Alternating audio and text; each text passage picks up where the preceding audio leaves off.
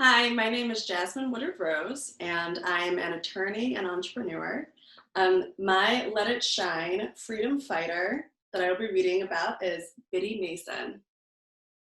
Biddy Mason, born in Hancock County, Mississippi, August 15th, 1818, died in Los Angeles, California, January 15th, 1891. If you hold your hand closed, nothing good can come in. The open hand is blessed, for it gives in abundance, even as it receives. There aren't many books written by Biddy Mason, but her achievements speak volumes about the drive and determination of women. If Biddy were alive today, we'd call her a mover and shaker, a history maker, one high-powered lady. Biddy was born into slavery with a rich mix of blood running through her veins. She was Black and Native American, and her Native American ancestors came from 3 different Indian tribes: Choctaw, Seminole, and Gigi. As a slave child, Biddy was bought and sold several times. She was moved from one plantation to another and had more masters than most slave children. Master Banks of Georgia, Master Crosby of Mississippi, and finally, Master John Smithson of South Carolina.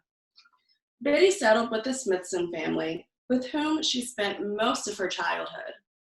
As a slave, she was forbidden to read, so Biddy gathered her smarts by doing.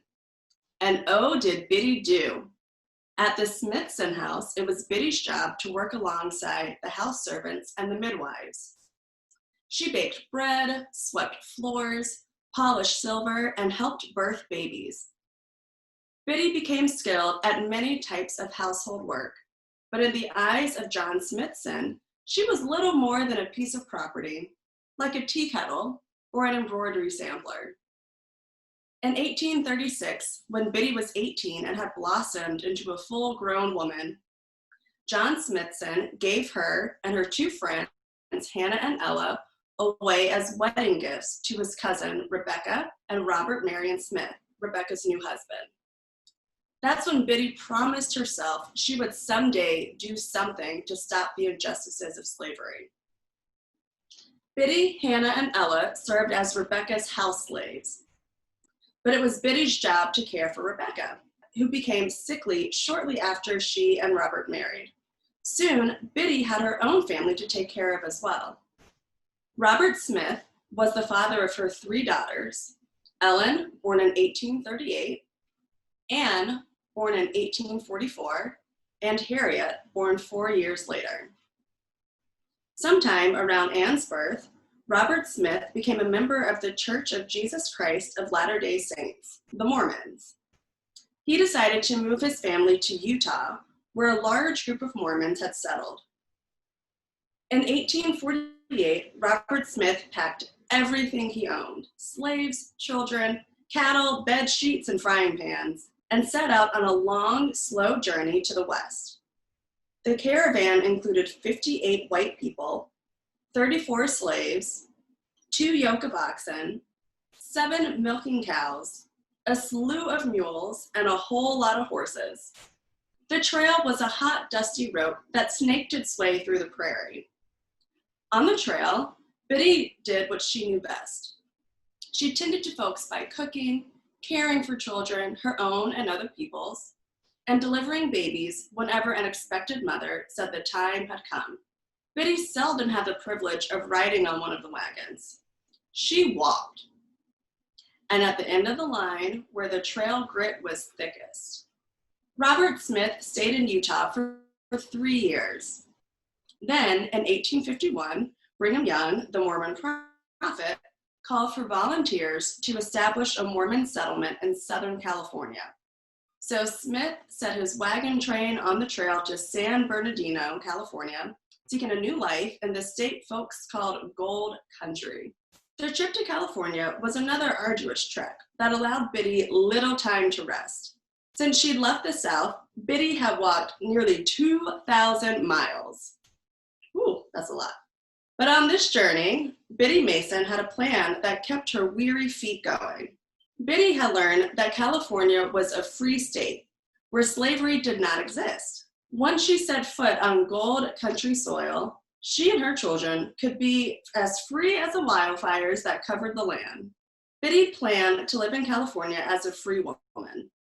She didn't speak about her plan, of course. Biddy made the trip to California obediently, never once letting on that she had her sights set on freedom. When Biddy arrived in California, it was golden indeed. She encountered all kinds of free Black people, men and women who were bankers, nurses, barbers, state legislators, mail carriers, ranch hands, and even cowboys.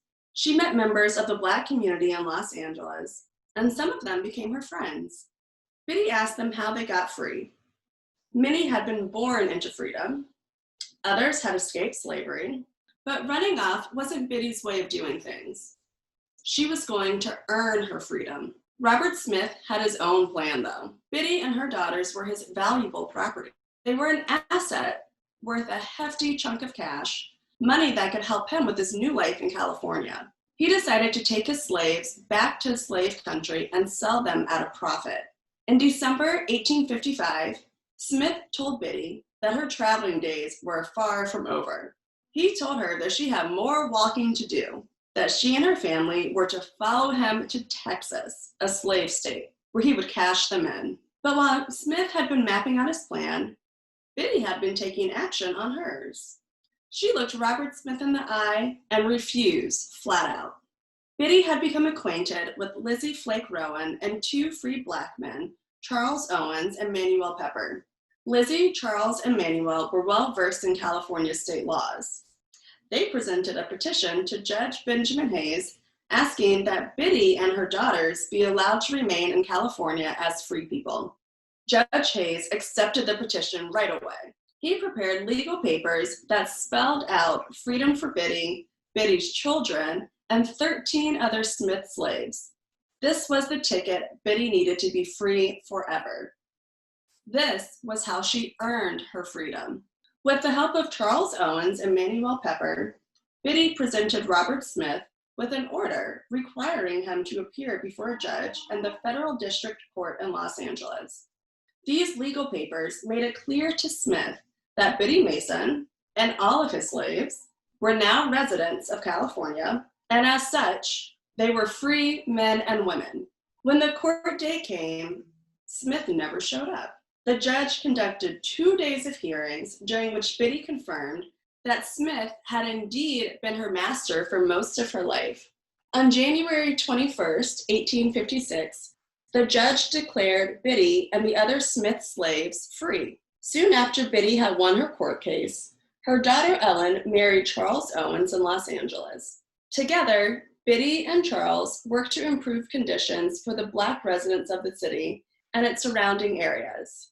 Biddy found employment as a nurse and midwife with Dr. John S. Griffin. She drew on the skills she had gained as a plantation midwife and from caretaking she had done while traveling west as part of Robert Smith's wagon train.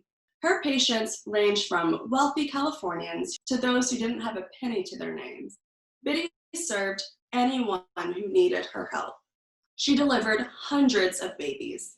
Sometimes she used root and herb potions as part of her nursing practices. She gained a reputation as an innovative healer, and people sought her out. For 10 years, Biddy saved whatever she could from the $2.50 she earned each day. In 1866, she had enough money to purchase a house on Spring Street in Los Angeles.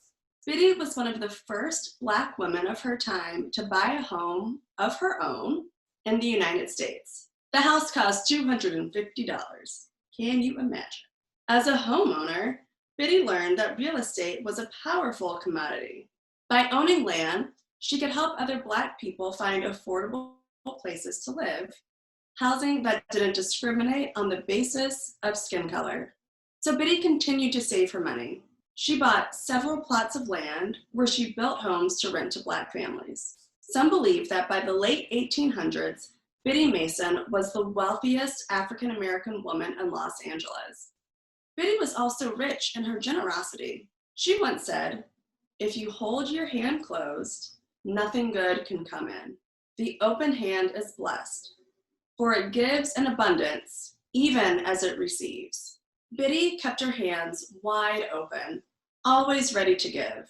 When a homeless soul needed a place to live, Biddy graciously opened her home on Spring Street. When a neighborhood full of eager-to-learn children needed a place to build their school, Biddy donated one of her lots. The same was true for grocery stores, daycare centers, and churches. When someone was looking for a place to build, Biddy provided.